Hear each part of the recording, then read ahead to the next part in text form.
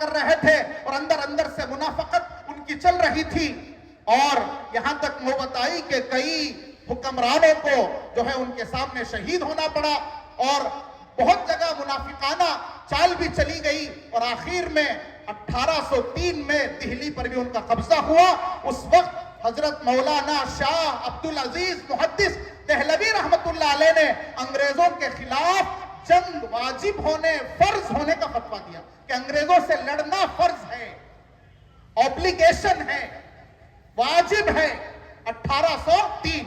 1803 میں یہ فتویٰ آیا، اور اس کے بعد ایک ماحول بنا انگریزوں کے خلاف لڑنے کا، جد و جہد کرنے کا، فریڈم کے لیے سٹرگل کرنے کا، اور یہ چنگاری آگ بنتی چلی گئی۔ اور اس کے بعد کئی علماء نے فتوے دیے اپنے اپنے علاقے میں، جس کی وجہ سے 1830 پر 1 میں 1831 میں شاہ احمد شہید رحمت اللہ علیہ، شاہ اسماعیل شہید رحمت اللہ علیہ جیسے بڑے بڑے علماء کی قیادت میں دا بیٹل آف بالاکوٹ کی لڑائی کا جو ہے وہ ایک نقشہ کھینچا گیا، جس میں مسلمانوں کو قسمت سے شکست کھانی پڑی، اور اس کے بعد بھی مسلمانوں کے ولولے، ان کا جوش و خروش اور ان کے اندر کا جو والہانہ وطن سے محبت کا جذبہ تھا وہ ٹھنڈا نہیں پڑا، وہ بڑھتا رہا، روز مزید افزوں ہوتا گیا۔ اور اسی طرح 1857 میں بیٹل آف شاملی کی لڑائی حضرات علماء کرام نے لڑی، جس میں حاجی امداد اللہ صاحب مہاجر مکی رحمت اللہ علیہ، محمد قاسم نانوتوی رحمت اللہ علیہ، رشید احمد گنگوہی رحمت اللہ علیہ، ایسے بڑے بڑے دگج علماء جو دارالعلوم دیوبند کے بانی ہیں، وہاں کے فاؤنڈر ہیں، ان لوگوں نے لڑائی لڑی، اور وہ بھی قسمت سے اس میں بھی شکست جو ہے مقدر تھی۔ یہ چنگاری اور یہ آگ اور یہ گرمی، یہ حرارت، یہ جوش و ولولہ ٹھنڈا نہیں پڑا، آگے محنت کرتے رہے۔ لیکن اس کے بعد انگریزوں کا جو ظلم ہوا سارے ہندوستانیوں پر، بالخصوص مسلمانوں پر، انگریز مورخ لکھتا ہے کہ 1857 کے بعد کم سے کم 5 لاکھ مسلمانوں کو پھانسی دی گئی۔ 500,000 مسلمز، 500,000، 5 لاکھ مسلمانوں کو پھانسی دی گئی۔ اس میں صرف چاندنی چوک کے درختوں پر 500 علماء کو لٹکایا گیا، پورے درختوں پر علماء کی لاشیں۔ حضرین گرامی، یہ یوم جمہوریہ، یوم آزادی ایسی نہیں ملی کہ ہم اسے ایک رسمی طور پر، ٹریڈیشنل طور پر، ایک ایسے ہی کہ ہماری ایک عادت ہے اسے ہم نے منا لیا، کچھ جشن کر لیے، کچھ جو ہے ہم نے کچھ گیت گا لیے، کچھ ہم نے جو ہے منا لیا اور چلے گئے۔ یہ اکاؤنٹیبلٹی کا، محاسبے کا تقاضا کرتا ہے کہ اس کے لیے ہمارے بڑوں نے، فور فادرز نے، ہمارے اینسٹرز نے کیا کیا، اور ہم اسے بچانے کے لیے کیا کر رہے ہیں۔ آپ جانتے ہیں کسی بھی ضروری چیز کو پانا جتنا ضروری ہے، اس سے بچانا اس سے زیادہ ضروری ہے۔ کسی ضروری چیز کو پانا جتنا ضروری ہے، اسے بچانا اس سے زیادہ ضروری ہے۔ آزادی پانا ضروری تھا، پایا ہندوستانیوں نے۔ یوم جمہوریہ ملا ہندوستانیوں کو، کانسٹیٹیوشن ملا ہندوستانیوں کو، سمویدھان ملا ہندوستانیوں کو، آئین ملا ہندوستانیوں کو، دستور ملا ہندوستانیوں کو۔ بہت ضروری تھا، ملا بہت ضروری تھا۔ جنہوں نے بنایا انہوں نے بہت بڑا احسان کیا، لیکن اس کو بچانا اس سے زیادہ ضروری۔ اس کو کیسے بچائیں گے؟ ہر چیز کے بچانے کا طریقہ الگ ہوتا ہے۔ اس کو بچانا یہ ہے کہ سمویدھان کو ہر جگہ اس کو اپلائی کریں، اس کا امپلیمنٹیشن ہو، اس پر عمل ہو، اس کا کاریہ چرن ہو، اور اس کے مطابق جو ہے ہر ڈپارٹمنٹ میں، ہر شعبے میں، ہر ورگ میں کام کیا جائے، تو پھر اس کی حفاظت ہوگی۔ چیز کو حاصل بھی کرنا ہے، اس کو بچانا بھی ہے، یہ دونوں چیزیں ضروری ہیں۔ میں بات کر رہا تھا 1857 کے بعد ایک عظیم ظلم کی داستان کی، لیکن ہندوستانیوں کے اندر وہ جذبہ رہا، اور خصوصاً مسلمانوں نے 1757 سے لے کر 1857 تک 100 سال تنے تنہا لڑائی لڑی، آلموسٹ تنے تنہا لڑائی لڑی ہے۔ پھر اس کے بعد بزرگان محترم 1857 کے بعد 1866 میں 1866 میں دارالعلوم دیوبند کی بنیاد پڑی، دارالعلوم دیوبند کو اسٹیبلش کیا گیا۔ یہ سب یہ ساری ہسٹری، یہ ساری سٹرگل، اس وقت تک مہاتما گاندھی پیدا بھی نہیں ہوئے، مہاتما گاندھی کا جنم بھی نہیں ہوا۔ 1866 میں، 1866 میں وہ پیدا ہوئے، یہ 1869 میں، 1869 میں، 1869 میں وہ پیدا ہوئے ہیں۔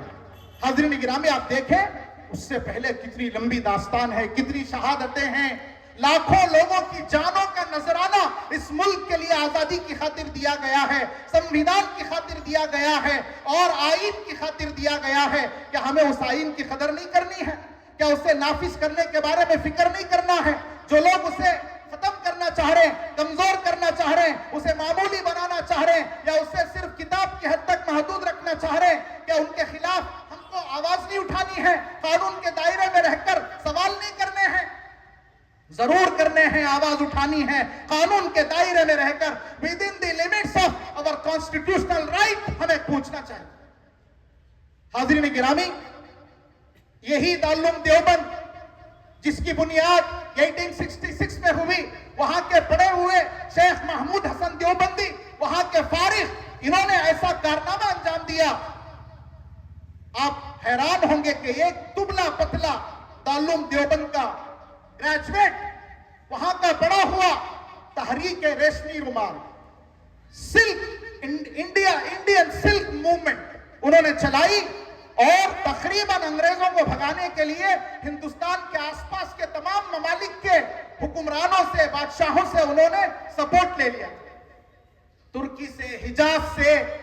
روم سے، سب لوگوں سے، اٹالی سے، سب سے انہوں نے مدد لے لی تھی، اور بات تقریباً پکی تھی کہ وہ آتے اور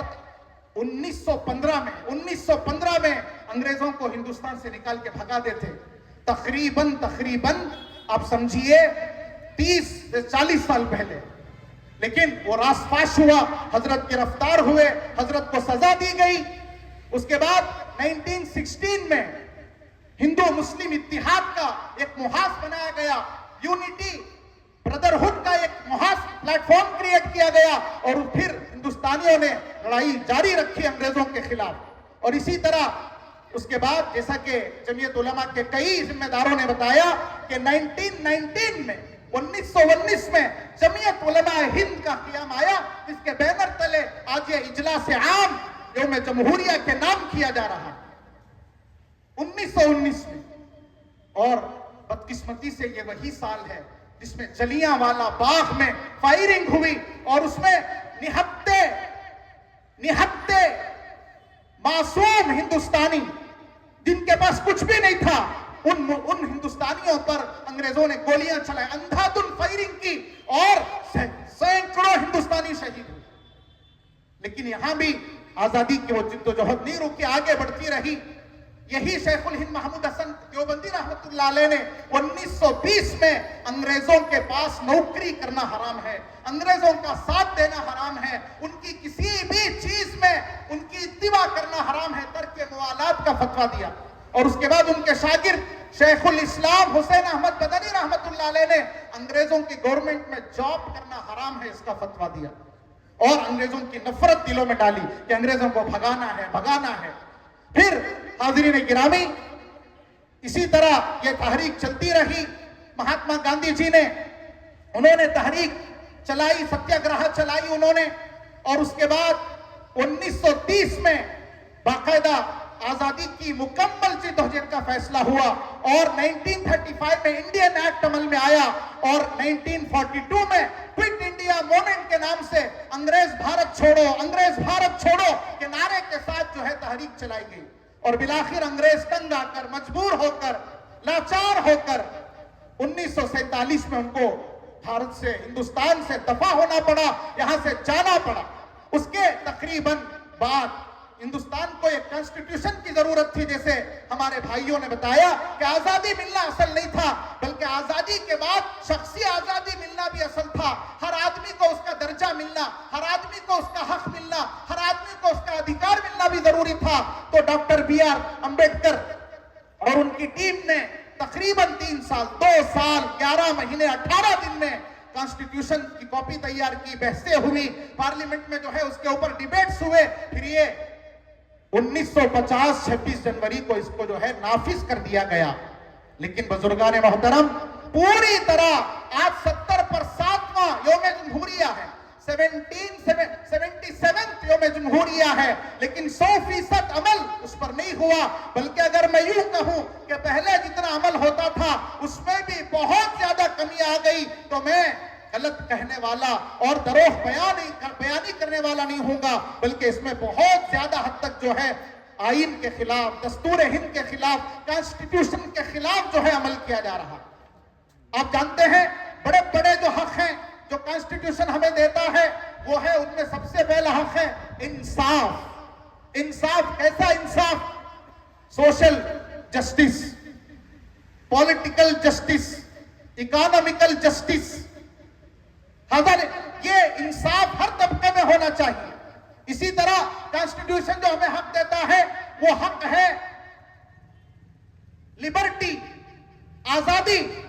हर सतह पर आजादी, इजहार राय की आजादी, मजहब की आजादी, freedom of expression, freedom of religion, freedom of choice. ये कॉन्स्टिट्यूशन का बहुत बड़ा एक जो है आईन है, उसका एक बहुत बड़ा एक्ट है। इसी तरह इक्वालिटी,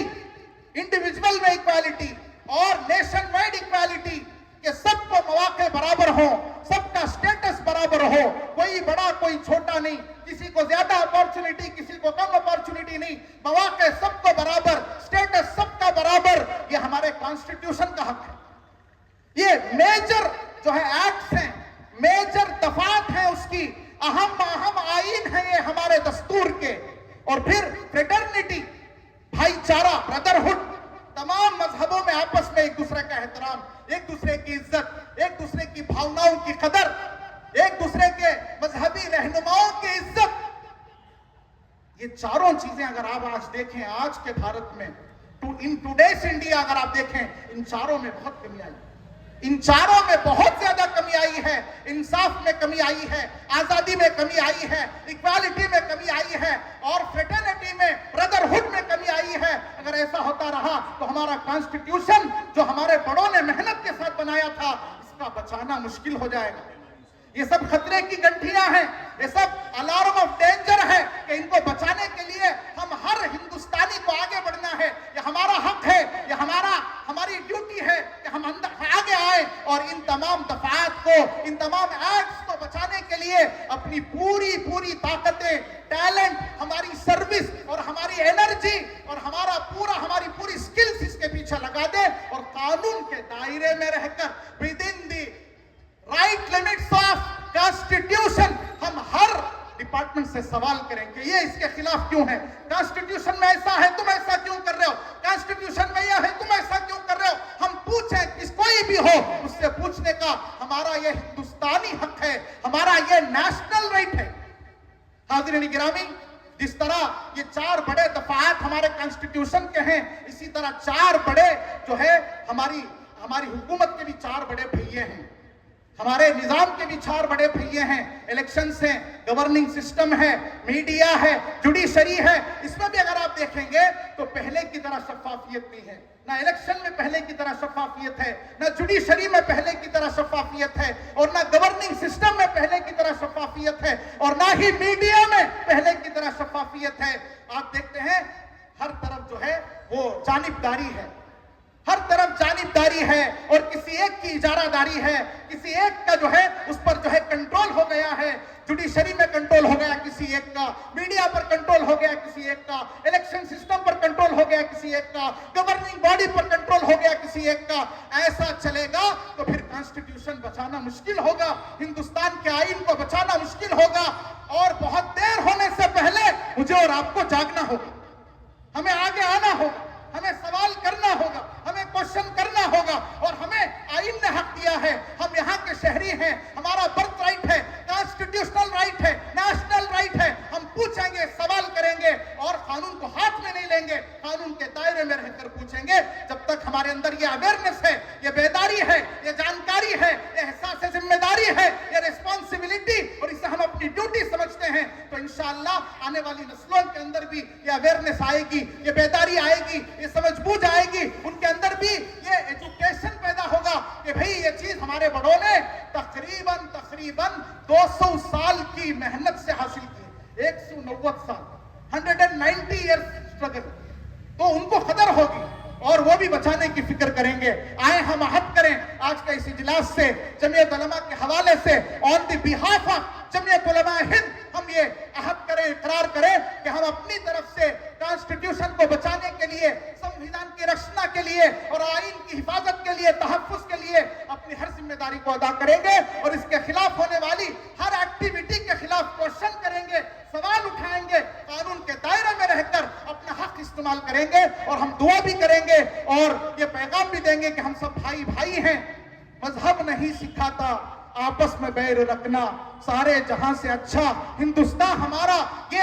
مذہب کی کوئی بھید بھاونا نہیں ہے، ذات پات کا کوئی فرق نہیں ہے، ہم سب ہندوستانی ہونے کے اعتبار سے ایک ہیں، اور یہاں کے کانسٹیٹیوشن کی حفاظت ہر ہندو، ہر مسلم، ہر سکھ، ہر عیسائی کی ذمہ داری ہے۔ ہندو مسلم